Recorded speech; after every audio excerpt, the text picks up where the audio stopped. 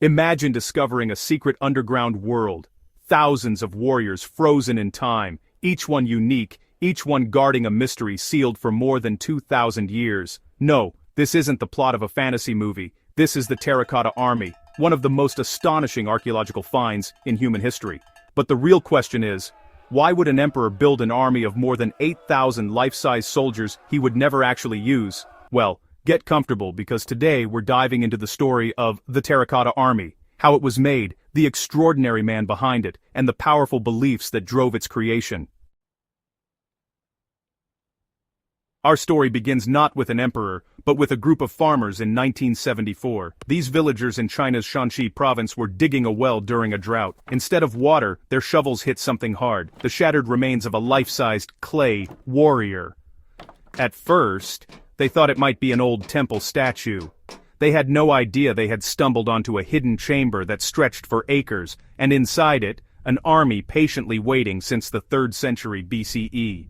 Archaeologists soon arrived, and what they uncovered was staggering. Thousands of soldiers, hundreds of horses, chariots, weapons, and a vast underground complex built with almost unimaginable precision.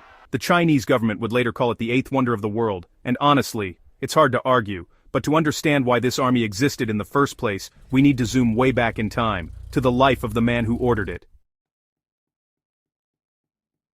His name was Qin Shi Huang, the first emperor of a united China, and to say he was ambitious is an understatement. Picture a leader who became king at just 13, conquered 6 rival states by age 38, standardized currency, writing, and even axle widths. Yes, really built on some endats, ruigas. Built early sections of what would become the Great Wall, survived multiple assassination attempts, and ruled with the intensity of someone trying to speedrun the creation of an empire. Qin Shi Huang wasn't just building a political structure, he was building legacy, order, and complete control, but he was also obsessed with something that every powerful ruler eventually faces: death. For all his accomplishments, Emperor Qin Shi Huang feared the one thing he couldn't conquer: mortality. He sent expeditions searching for mythical islands of immortality. He ordered alchemists to mix potions, some containing mercury, which ironically may have shortened his life. He built palaces and tunnels, consulted philosophers, and hunted for magic elixirs. But when the secrets of eternal life refused to reveal themselves, he turned to something he could control: preparing for the afterlife. Why did this matter so much? Because ancient Chinese belief held that life didn't end with death. It shifted into another realm, and in that realm, the soul would continue living much like it did on Earth. That meant, if you were a powerful emperor in life, you needed all your power again in death. Thus began one of the largest burial projects the world has ever seen. Qin Shi Huang didn't want just a tomb. He wanted a full-blown underground kingdom. He wasn't planning for a grave. He was planning for an empire he would rule forever. Archaeologists believe the entire complex spans nearly 38 square miles. That's actually larger than many modern cities. Inside are palaces, towers, rivers, and yes, entire battalions of terracotta warriors. Ancient historical records describe the emperor's tomb chamber like something out of mythology. A map of China on the floor, rivers of metallic mercury flowing through it, stars embedded on the ceiling, and booby traps to keep intruders out. It was designed with the same detail and grandeur as the world he ruled above ground. So where does the Terracotta Army fit in?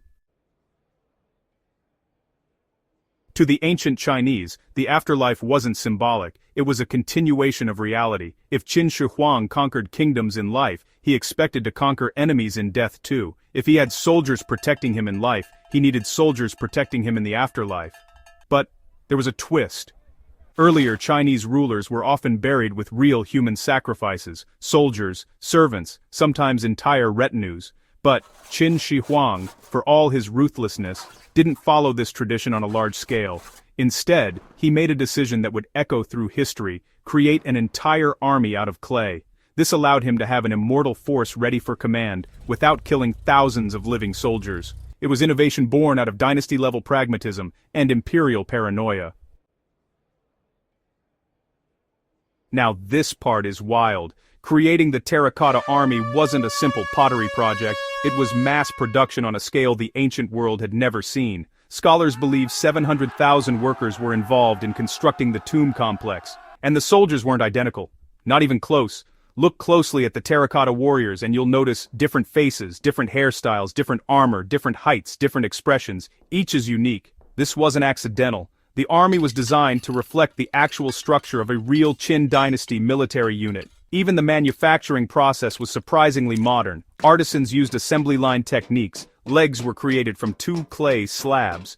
Torsos were molded separately. Heads were sculpted with distinctive facial features. Hands were cast from standardized molds. And weapons were real, bronze, and battle-ready. This wasn't just art. It was political propaganda. It was perfection in clay. It was the emperor's way of saying, even in death, I am unstoppable. The Terracotta Army wasn't only meant to protect the emperor physically, it also symbolized a whole lot more. First, absolute control. The emperor ruled over life and death. He commanded thousands of soldiers in life, and, thousands more in clay and death. Second, eternal power. The army ensured Qin Shi Huang remained emperor forever, even in realms beyond human sight. Third, divine right to rule. In ancient China, the emperor was believed to have the mandate of heaven. A massive, immortal army really reinforced his heavenly authority. Fourth, the unity of China, the diversity among the warriors, with their different ethnic features, hairstyles, and uniforms, suggests they represented the various groups unified under Qin rule. And finally, technological mastery. By building an army that could never die, Qin Shi Huang demonstrated the absolute pinnacle of craftsmanship in his time. Qin Shi Huang died in 210 BCE during a tour of his empire. His death was kept secret so the court could avoid rebellion. His body was transported back to the capital in a carriage filled with dead fish to hide the smell. After his burial, the dynasty he created began to collapse almost immediately. Rebellions erupted. His empire lasted only 15 years after his death. Ironically, the emperor who tried so desperately to secure eternal rule saw his dynasty crumble faster than almost any in Chinese history, but his underground army remained, untouched, unseen, undisturbed, for more than 2 millennia. Today, the Terracotta Army stands as a testament to human imagination, ambition, and belief. It tells us what ancient Chinese society valued, what their fears and hopes were, how far power can drive human creativity, and how the desire for immortality leaves echoes long after we're gone. It's art, propaganda, spirituality, and engineering all wrapped into one monumental enigma.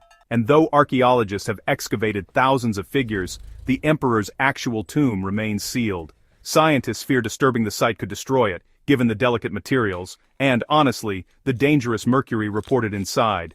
So the most mysterious part of the entire complex is still hidden. Just waiting.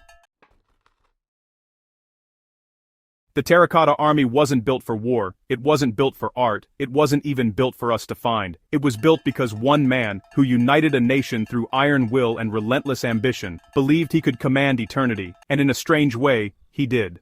Because more than 2,000 years later we're still talking about him. Thanks for watching. If you enjoyed this dive into ancient history, hit that like button, subscribe, and join me next time as we uncover more secrets from the past. And remember, history isn't just something we study, it's something we're still discovering.